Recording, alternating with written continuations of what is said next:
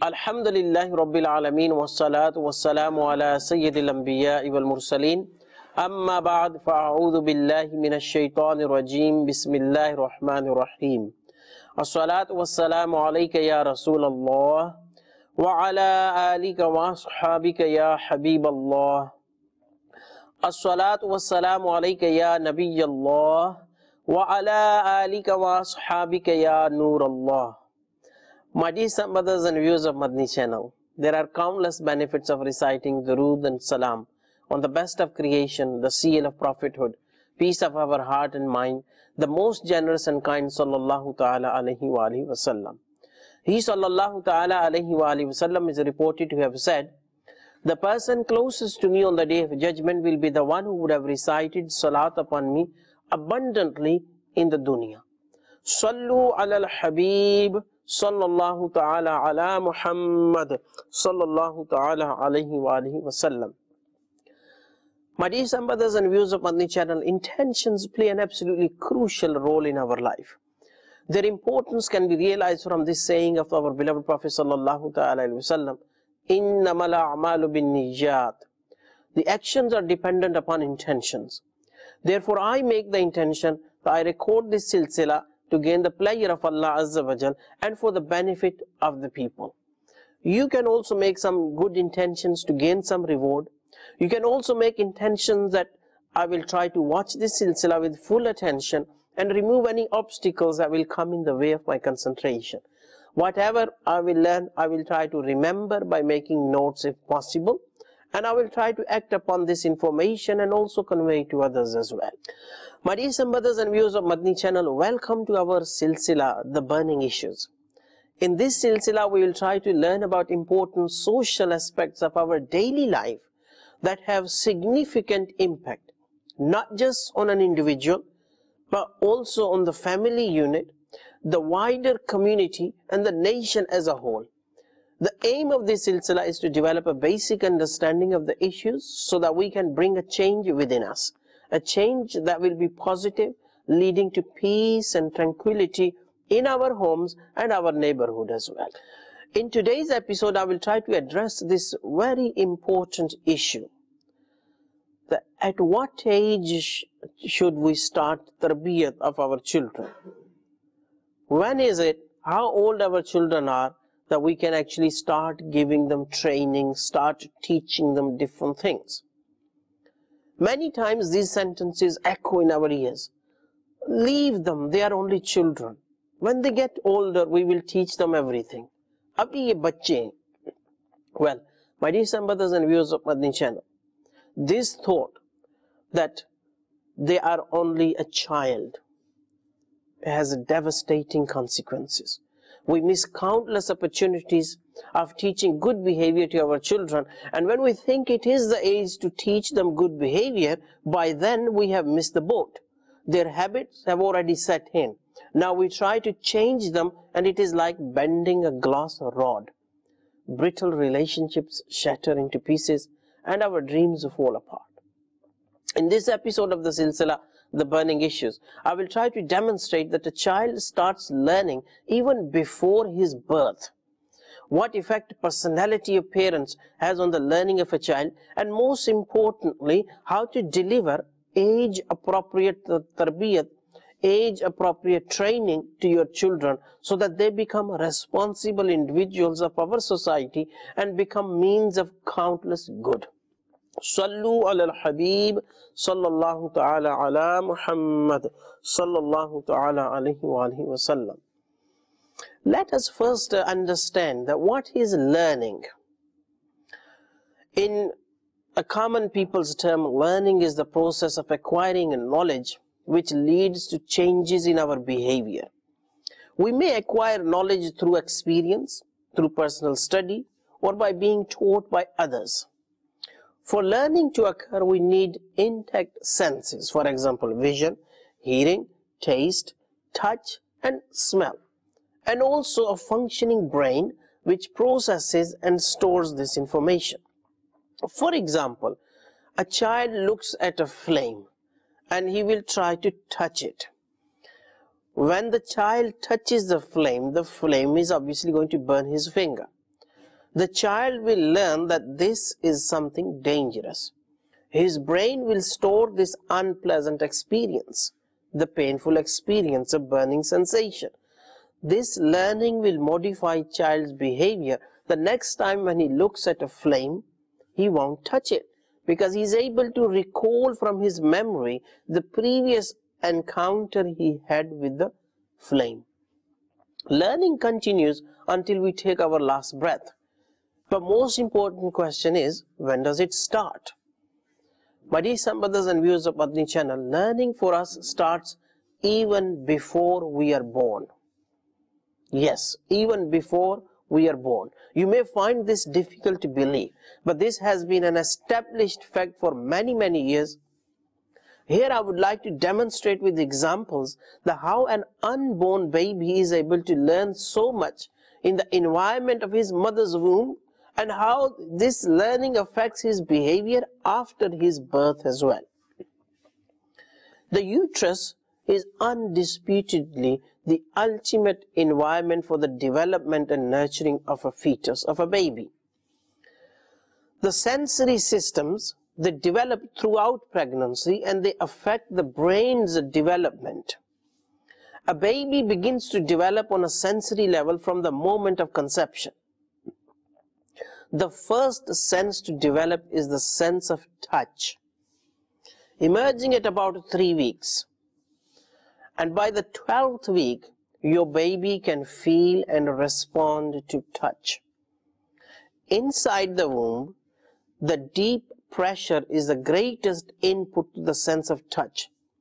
By the 3rd trimester, the muscles of the uterus, they begin to contract and thus provide this constant deep pressure like an all-day hug or massage. This tight hug keeps your baby curled up and provides him with comfort. A child is able to remember this comforting experience even after his birth, which is why they like being cuddled, massaged, or wrapped up tightly. The next sensation that develops is taste. Taste buds, they emerge at 8 weeks, and by 13 weeks, the baby has taste buds similar to that of an adult. Anything the mother eats during her pregnancy passes into the amniotic fluid. This is a fluid which surrounds the baby, and the food causes changes in the flavor of the amniotic fluid, because all food tastes pass into the amniotic fluid. The baby is already used to the flavors his family eats, even when he is still in the womb of his mother. The baby in the womb prefers sweet tastes and starts swallowing amniotic fluid more vigorously after the mother consumes something sweet. The baby has these food tastes wired in his brain.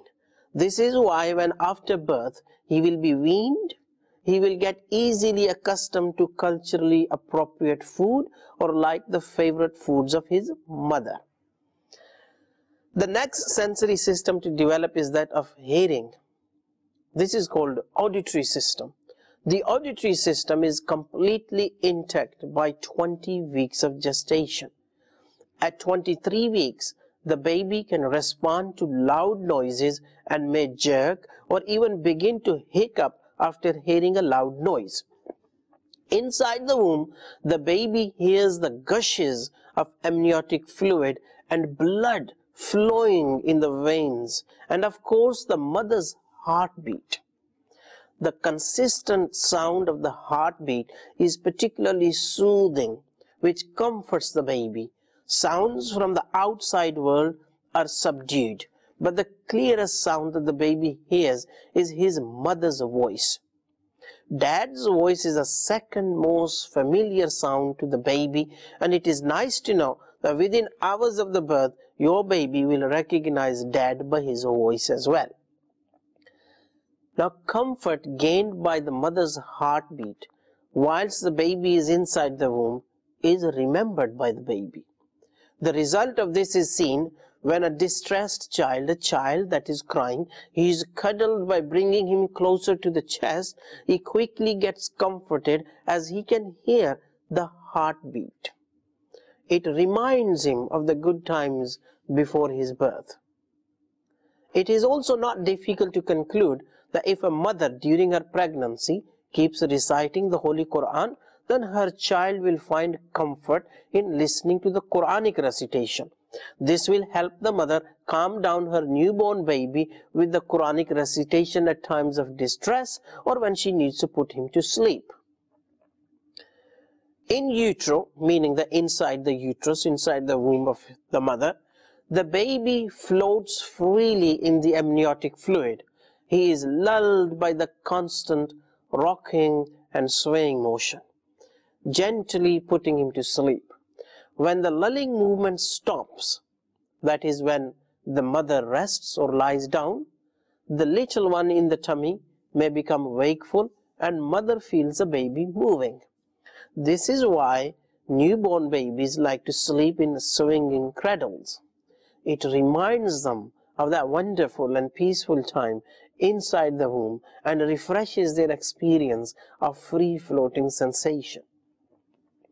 By understanding the world of the womb, you can make your little one's transition to the real world smoother. If we look at these examples and think, then without any further explanation, I hope you will agree with me that a child's brain has capacity to learn even when he is inside the womb of his mother, an environment which is deprived significantly of many sensations compared to the outside world. It is therefore not difficult to imagine that a child's learning increases exponentially as soon as the child is born. Outside world is full of sensory stimulation and their brain is ready to process all this information, and babies start making sense of the world around them. We just need to understand and realize our responsibility and the fact that learning for a child begins well before we can even imagine. Sallu ala al-Habib, sallallahu ta'ala ala Muhammad, sallallahu ta'ala alayhi wa alihi wa sallam. Now that we realize that children have the ability to learn from very early age, but the question arises that how do we teach them all the necessary skills? They do not understand the language and their brain is not developed enough to grasp all the difficult topics and the concepts. The answer to this question is very simple. Human learning is based on certain principles. These principles, they remain the same throughout our life, whether we can understand the language or not. Clearly, as our brain develops, we begin to understand more complex concepts and ideas. According to behavioral psychologists, there are laws of learning, there are theories of learning that are fundamental to all humans. Learning results from stimulus-response associations. What does this mean? For example, showing the child a toy is a stimulus. The response from the child will be to come to you. This is called learning through conditioning. One form of conditioning is called operant conditioning. Let me explain to you what it means.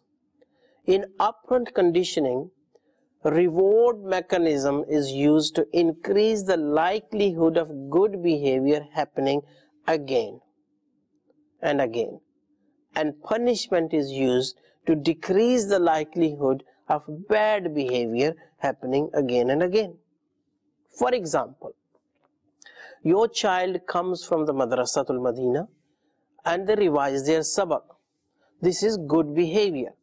For your child to keep doing this every day, you need to initially reward your child until revising sabak becomes their habit.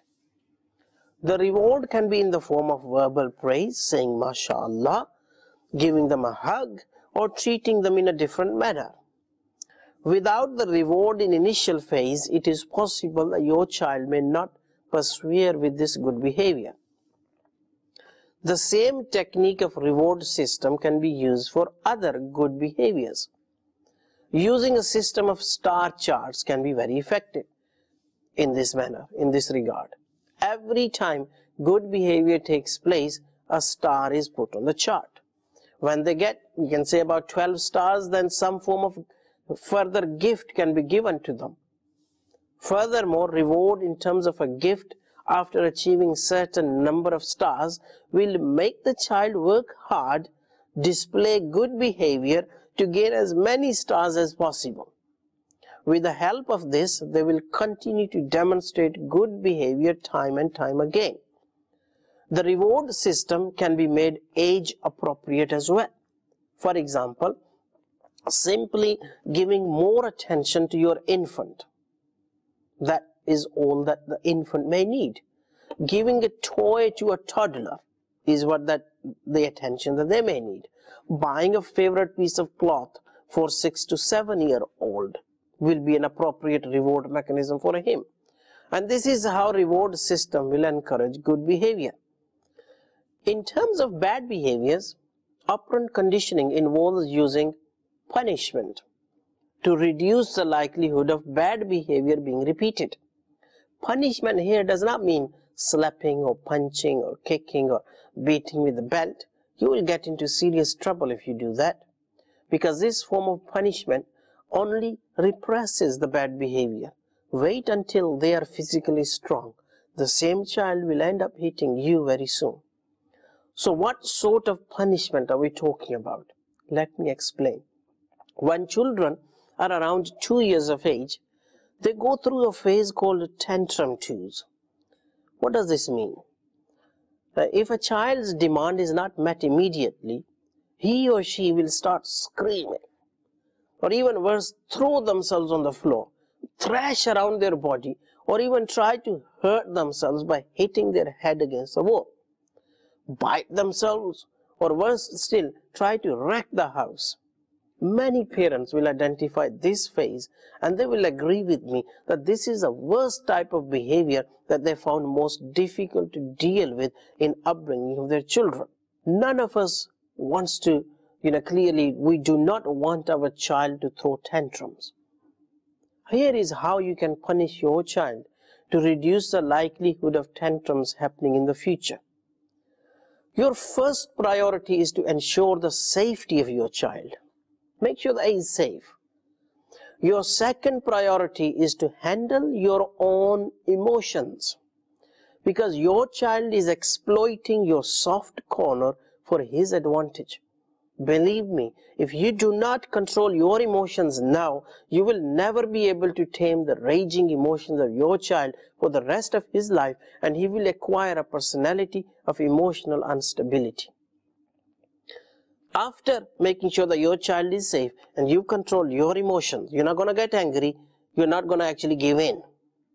The third thing you need to do is to completely ignore your child. Remain in his eyesight, but do not look at him. Behave as if nothing is happening and do not give him any attention. Do not talk to him. Do not give him any instructions at this time. Completely ignore your child. Let them cry, even if it takes 30 minutes, 40 minutes, or even up to an hour. For the child not to get your attention is the biggest punishment. Once he realizes himself that I'm not getting any attention, the child will stop his tantrum. He will come close to get your attention. Now is your time to say to him only one sentence. Crying will not get you anything. That's all. You need to adopt the same approach each time and every time. Not just you, but every member of the family, including daddy, brother, sister, grandparents as well. The use of this consistent approach by all family members every time a child throws a tantrum will tame your child within days to a week. Otherwise, there will be an emotional storm in your home every day. This will affect everyone and put huge strain on relationships. It will definitely affect your bonding with the child and sometimes causes a rift between husband and a wife. Your child won't just exploit you inside the home, but he will throw a tantrum outside as well, in front of others. So save yourself from all this embarrassment. Learn a little bit about operant conditioning and help yourself and your child in this journey of a lifetime. Tantrums, they are the worst type of behaviors to deal with. There are other bad behaviors which we assume as minor ones, but nonetheless they also need to be changed. So what form of punishment we can use to reduce the likelihood of these other behaviors? For example, your child does not change school uniform straight away when they come home from school, or he does not put his shoes in the right place where they should be, or the child leaves the coat on the sofa. Punishment can be used here to change the bad behavior. You can tell your child that tomorrow he will not get his pocket money, and you stick by what you say. Even if he puts his coat back after you warn him, he still won't get his pocket money tomorrow. When tomorrow comes, you say to your child, today you will not get your pocket money because yesterday you did not change your clothes or you did not put your shoes in the right place, and if you do it today, then I will give you pocket money tomorrow. And when he is on his way back from school, you remind him what he has to do to earn his pocket money for tomorrow. This form of punishment, by making your child earn his pocket money through good behavior, will bring a positive change in him, and eventually he will become an organized and disciplined individual. Other forms of punishment, for example, depriving your child of their favorite activity or reducing their screen time, can be used for other bad behaviors such as telling a lie, or not doing their homework, or not sleeping on time, or for watching cartoons, or not praying their namaz, etc. The conclusion from the discussion about operant conditioning is the reward for a good behavior will increase its likelihood of being repeated, and punishing a bad behavior will reduce the likelihood of it happening again. You have to consistently reward a good behavior of your child until it becomes a habit for him. And you need to consistently punish bad behavior each and every time until the child gives up these bad behaviors. The punishment here does not mean physically beating up your child or verbally criticizing or humiliating them. These techniques, they will simply repress the bad behavior for it to emerge later with greater vengeance when they get older. You will become a victim of your own cruelty. I hope you've learned some techniques on how to reinforce good behavior of your child and how to put an end to their bad behavior. However, an important question comes to my mind. How did the child come to learn these bad behaviors in the first place? Who taught them to behave in a certain way in a given situation?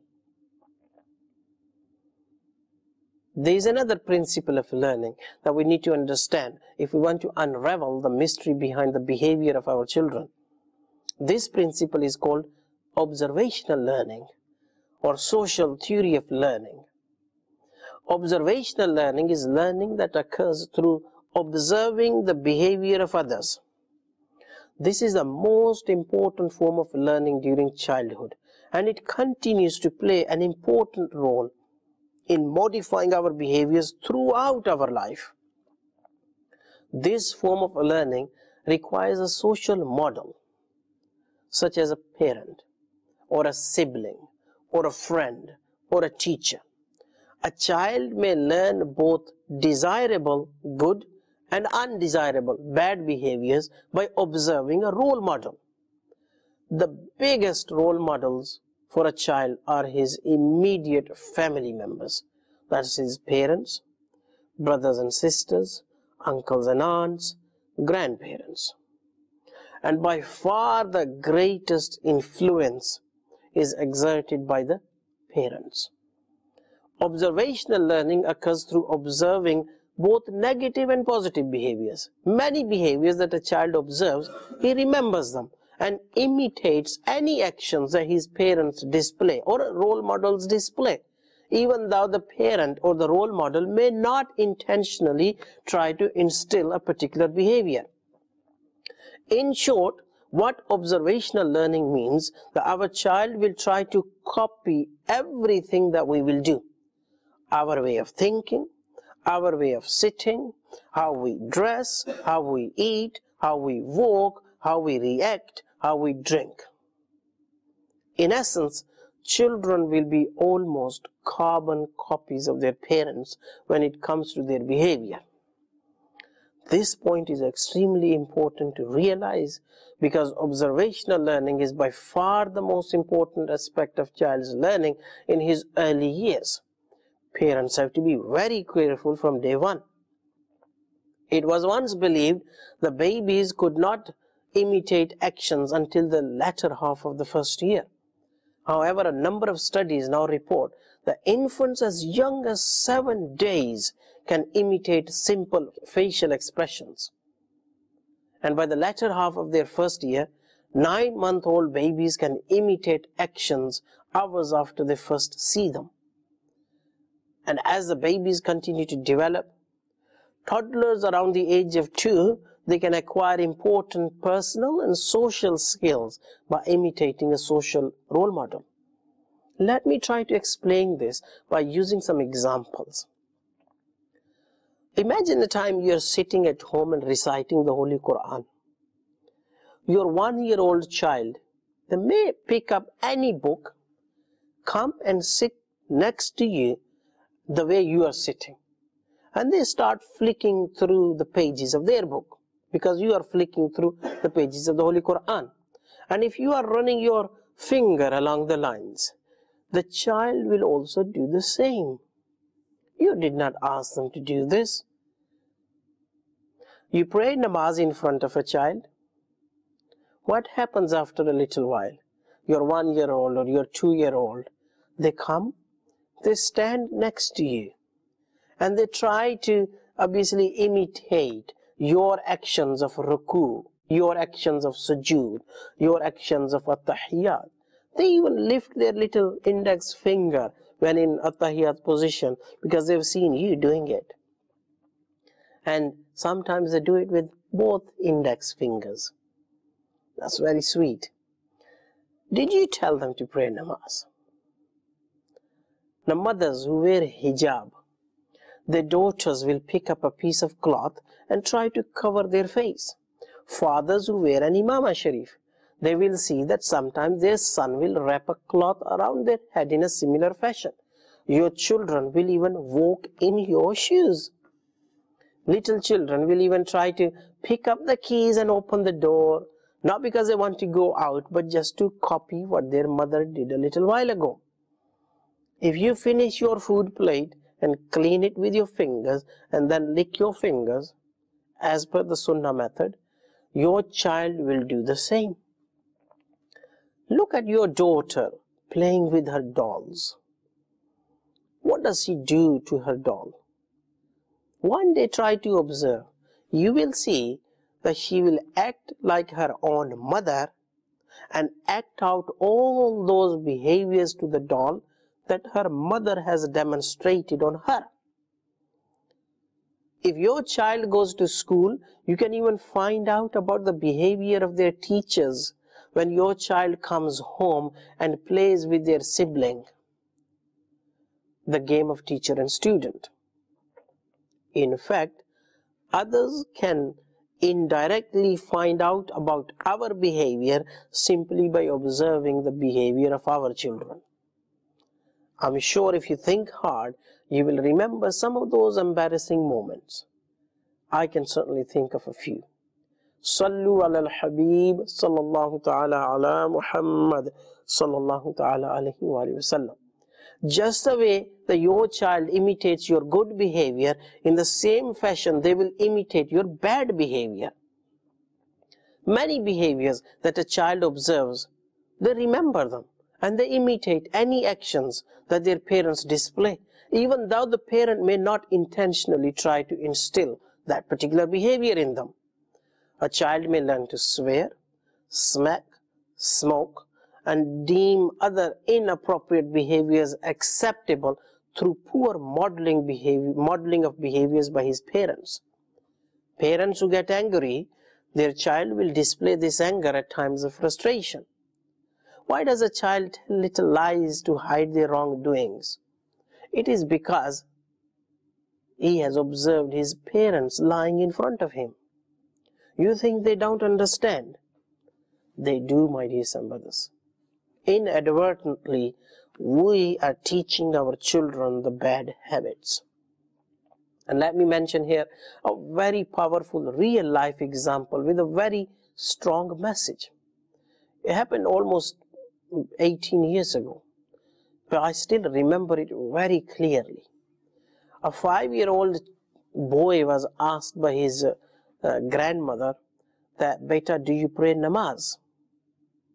His answer was that, "Granny, don't you know that namaz is only for women?" His granny was surprised to hear the answer. Who taught him this answer? No one. This child saw the Islamic sisters in the house, they prayed namaz, but Islamic brothers did not. He used his own logic and concluded that namaz is only for Islamic sisters. Who is responsible for his learning this answer? My dear brothers and viewers of Madani Channel, think carefully. What messages are you delivering to your children through your actions, through your behaviors? This is why they say the actions speak louder than the words. How you want to see your children demonstrate the exact behavior in front of them, they will become like that. They will become like you. They will become your copy. But if you say to them one thing, but then do the opposite, their little minds get confused. In terms of psychology, this is called cognitive dissonance. This is the mental stress experienced by the child when performing an action that contradicts existing beliefs, ideas, or values. Theory of cognitive dissonance focuses on how human beings strive for internal consistency. A person who experiences inconsistency, in a child's case, parent telling them to do one thing, but their own actions are against it, this child tends to become psychologically uncomfortable in their mind, and so is motivated to try to reduce the cognitive dissonance occurring, and actively avoids the situations and information likely to increase the psychological discomfort. If the parents continue to exhibit contradiction between their words and actions, this will make the child avoid his parents. They will look for different role models. This then forms the basis of a relationship breakdown between parents and their children. We then say that my child never listens to me. Who is responsible for bad behavior of children? I think it is now easy to conclude that it is their role models. Who are their role models? Their parents. And whoever else the parents allow to be role models for them. As parents, we really need to be careful that our own behavior is right. Secondly, and equally importantly, we have to choose for our children the who else from the family and outside the family our child can mix with. We need to keep a close eye on the friends of our children. Blink your eye and your child is gone. Be a bad role model or choose the wrong role models for your children, then expect thorns to grow rather than the roses. Sallu ala al-Habib sallallahu ta'ala ala Muhammad sallallahu ta'ala alayhi wa sallam. With the help of this discussion so far, I hope we accept this fact that children start learning from the moment they are born. So from day one, we need to start giving them tarbiyat. We also learned what learning is and how we all learn through conditioning and observation. Through observational learning, we realize that we should act ourselves so that these behaviors transfer into our children. And if we say one thing but do the opposite, this confuses a child and mentally they become distressed. This mental distress is a major cause for children to disobey their parents. The consequences of this disobedience are devastating to the home environment, to the community, and its effects reach out at national and even international level. Teachings of Islam place huge emphasis on development of positive character. The guidelines for positive behaviors are extensive.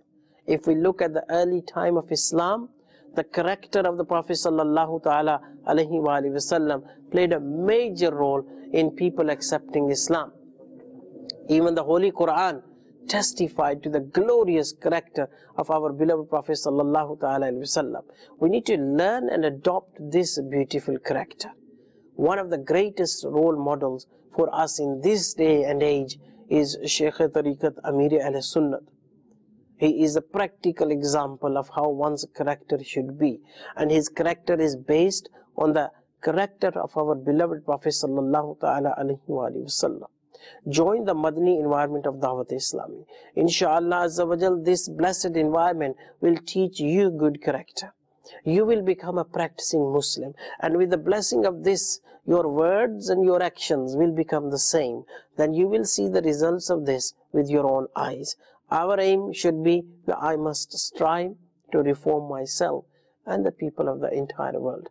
Inshallah Azza wa Jal. Sallu ala al-Habib sallallahu ta'ala ala Muhammad sallallahu ta'ala alayhi wa alihi wa sallam.